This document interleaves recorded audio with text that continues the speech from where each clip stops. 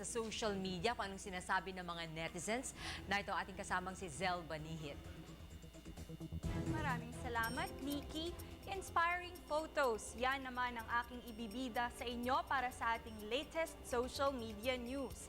Ang nakikita niyo pong larawan ay isang relief center dyan sa Tacloban City.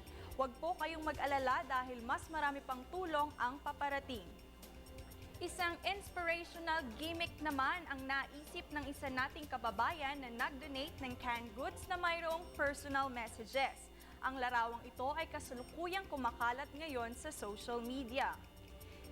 Isa pang inspiring photo mula naman sa Facebook. Ang nakikita po ninyo ay isang rainbow over Tacloban City. Napakaganda pong tingnan, di po ba? Tila nagpapaalala sa ating there's always a rainbow after the rain. Para naman sa mga pet lovers, huwag kayong mag-alala dahil ang mga veterinarians mula sa iba't ibang bansa ay tumutulong na rin sa pagsagip ng buhay ng mga pets dyan sa Tacloban City.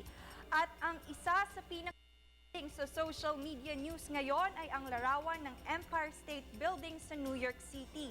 Ayon sa Twitter account ng Empire State Building ay iso-showcase nila ang mga kulay ng Pilipinas ngayon at bukas ng gabi upang mapalaganap ang awareness tungkol sa devastation na naganap dito sa Pilipinas. Yan ang latest para sa ating social media news. Balik sa inyo.